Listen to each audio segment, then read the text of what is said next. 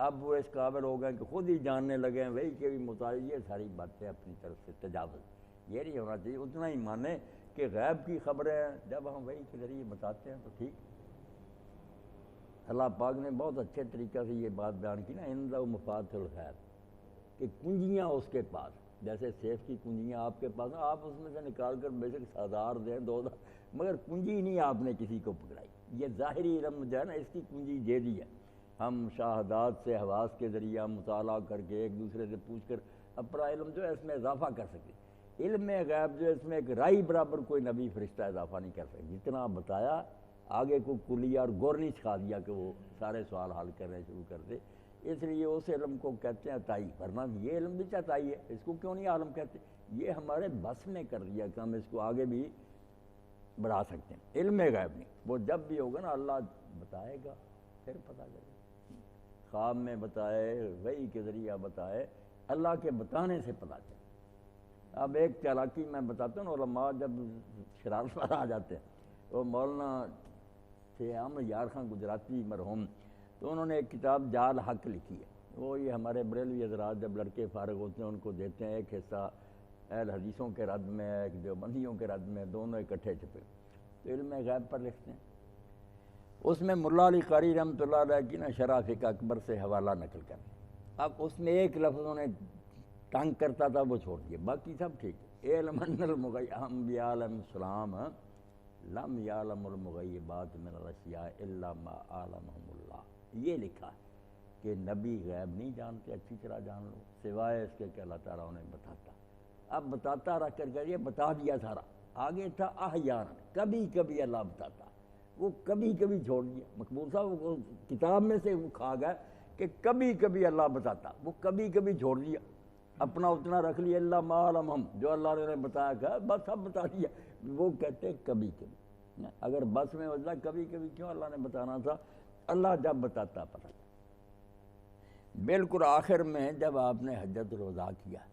اس میں آتا کہ جب رسول کریم علیہ السلام نے سابقہ رواج کو ختم کیا نا، جو چیز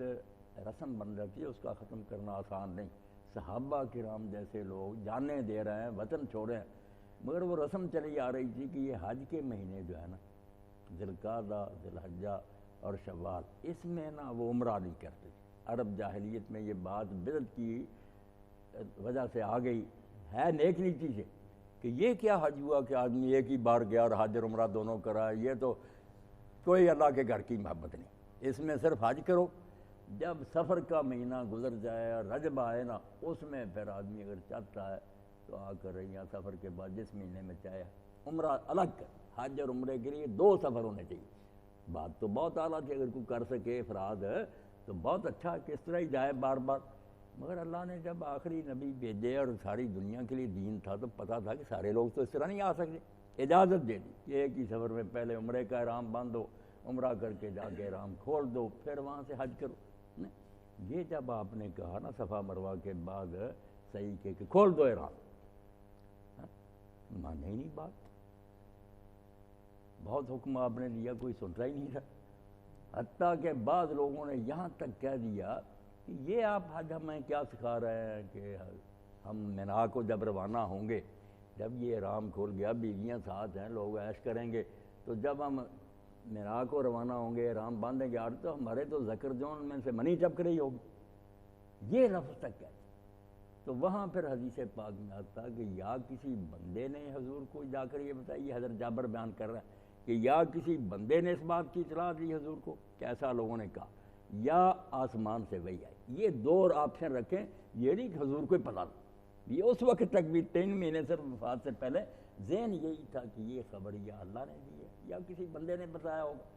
یہ سمجھایا ہی نہیں گیا تھا انہیں کہ سب کچھ میں جانتا ہوں، یہ اپنی طرف سے بات۔ جب اللہ چاہتا تھا بے شمار خبریں غیب کی آپ نے دی ہیں، آنے والی بھی دی ہیں، اللہ بتاتا۔ آپ جتنی آیتیں پڑھیں سب میں یہی ہوگا، اس کے سوا کوئی نہیں ہوگا کہ اللہ جانتا، وہ جب بتا دیتا اس وقت پتہ چل جاتا، اللہ کے بتائے بغیر نہیں پتہ چلتا۔ اب اس کے ساتھ دیکھیں نا، یہ قرآن میں یہی آیت جہاں نا کہ اللہ غیب جانتا، رسول کو بتاتا، وہاں ہی ہے کہ حضور کو کہا کہ آپ کہہ دیں مجھے نہیں پتا قیامت کب آئے گی، قریب ہے یا دور ہے، ساتھ ہی ہے، اگر یہ سب کو بتا دیا تو یہ پھر کیوں کہا؟ بالکل اس کے متصل یہ بات ہے کہ آپ کہہ دیں یہ تم لوگ کہتے ہو جلدی عذاب آ جائے، یہ نہیں میرے بس میں، یہ اللہ جانتا ہے۔ قل ان ادری، اس سے پہلی یہ آیت ہے، قل ان ادری